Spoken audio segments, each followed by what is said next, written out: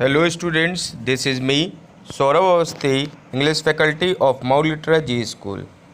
And today I have brought a new chapter that is Indigo, which is of class 12th from Flamingo, which has been written by Louis Fisher.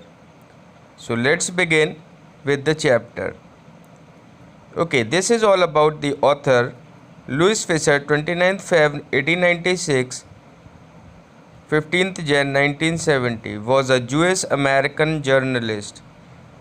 Among his works were a contribution to the ex-communist treatise, The God That Failed, A Life of Mahatma Gandhi, basis for the Academy Award-winning film Gandhi, as well as A Life of Lenin, which won the 1965 National Book Award in History and Biography.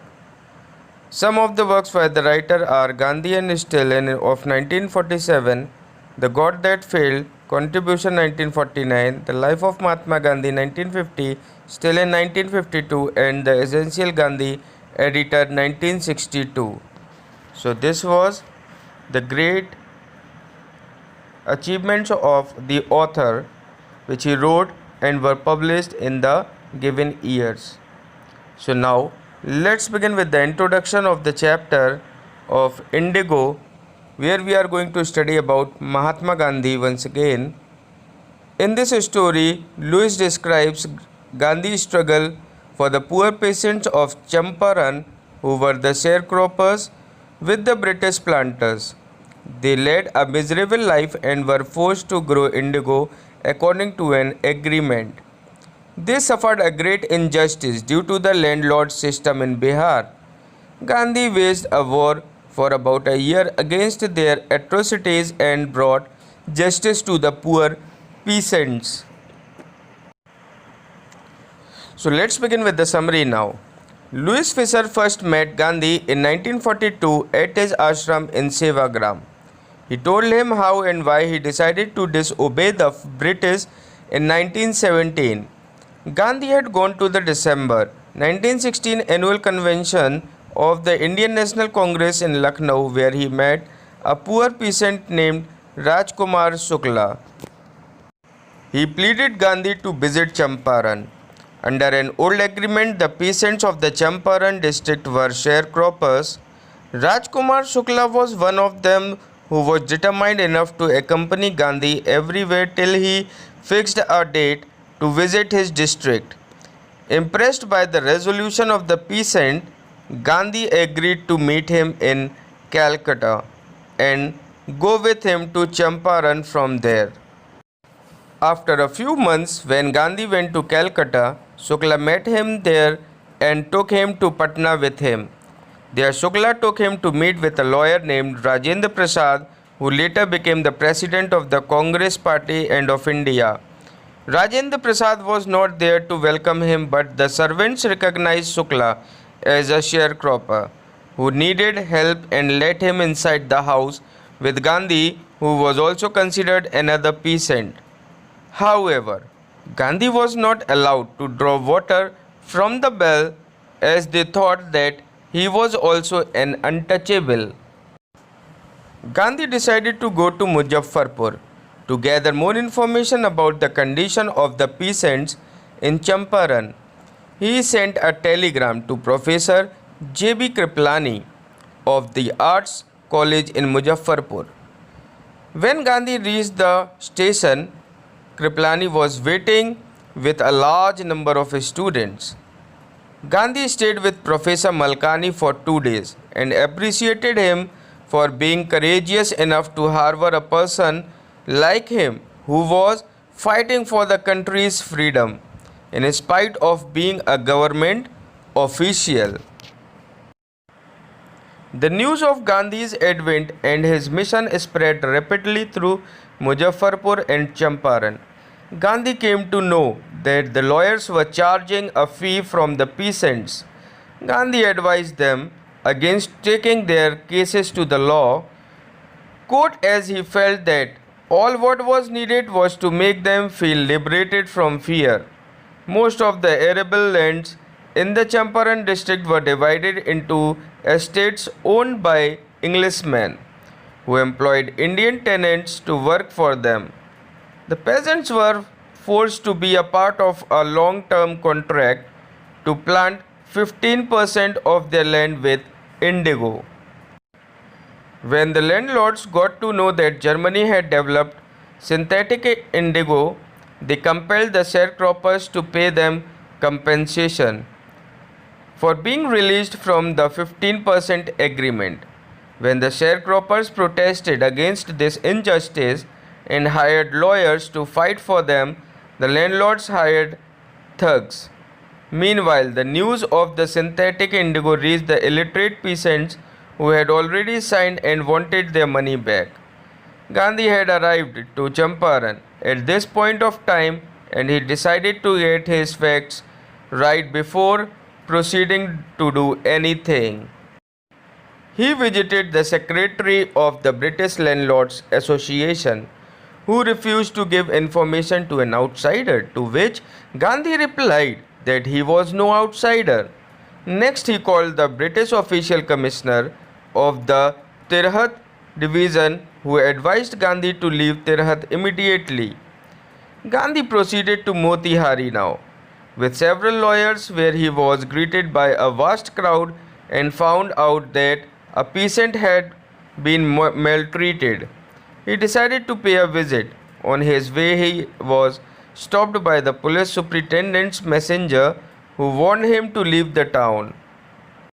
So like this, that means Gandhiji kept on working for these poor peasants, and the messenger served Gandhi an official notice to quit Champaran immediately.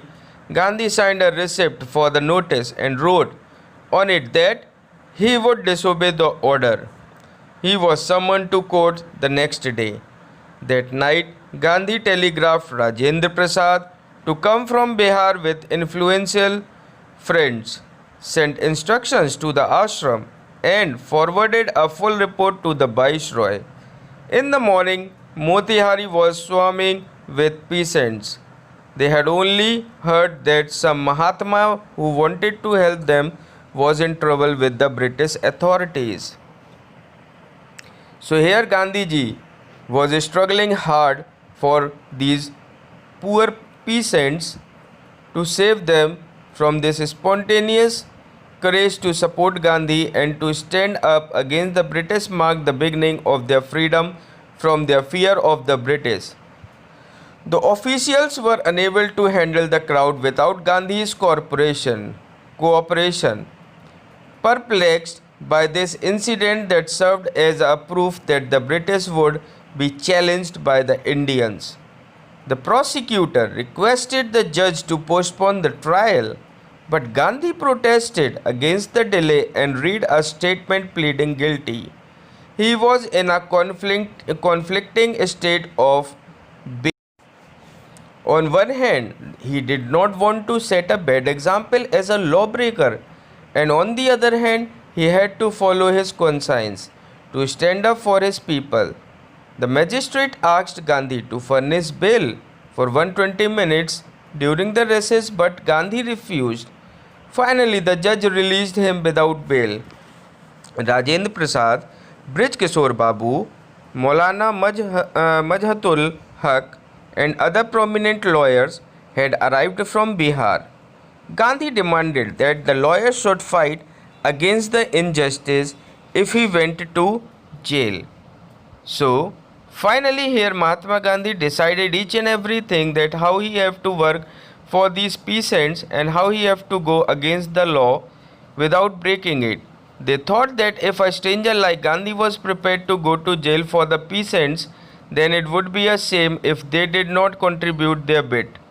Finally, they assured Gandhi that they were ready to follow him to jail. The unity and courage of the people to stand up against the British made Gandhi exclaim, "The battle of Champaran is won." Several days later, Gandhi learned that the case against him was ordered to be dropped. For this first time, civil disobedience had triumphed in modern India. So here now we can see that how Gandhiji just had a that means won in that battle of Champaran.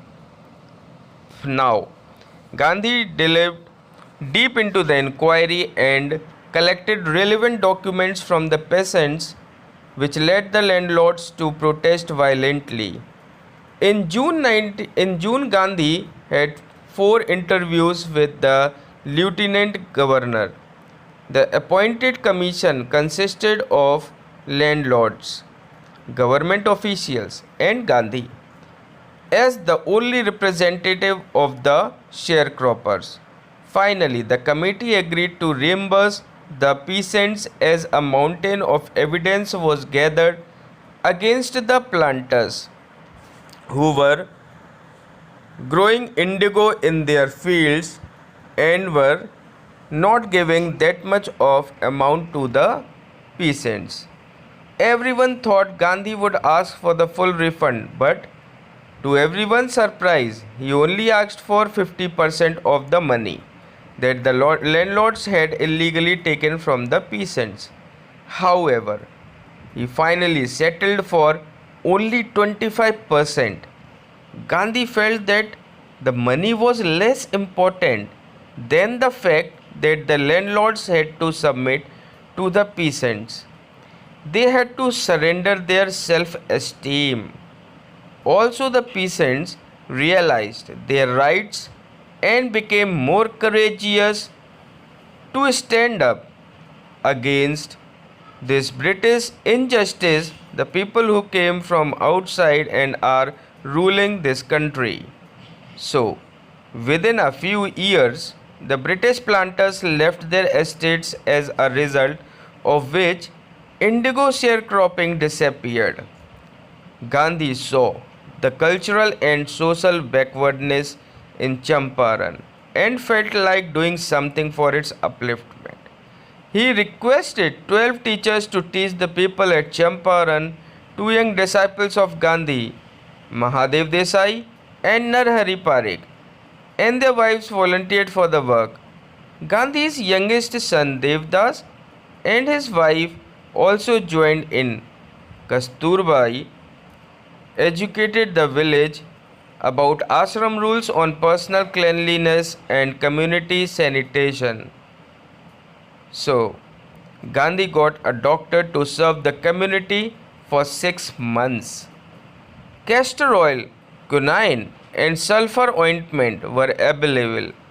Gandhi maintained communication with the ashram and sent regular instructions and asked for financial accounts. The Champaran movement had a deep impact on Gandhi's life as it made it evident that the British could not order Indians in their own country. It was not a political agenda to begin a movement by defying the British. The Champaran movement grew out of an attempt to release the pain of the poor peasants. So, here the movement was becoming successful slowly. Politics for Gandhi was intertwined with the day-to-day problems of the ordinary mass. Gandhi's attempt was to mold a self-reliant India. When Gandhi's lawyer friends thought that it was a good idea to have the English pacifist Charles Freer Andrews stay in Champaran and help, Gandhi refused.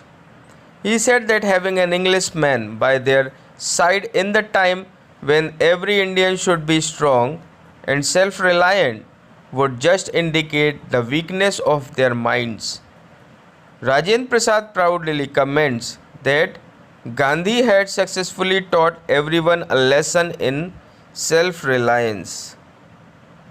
So here, this was the story of Indigo, where we have came to know and we have read about this, that how the indigo cultivation was stopped and all the peasants of Champaran got freedom from those British rulers.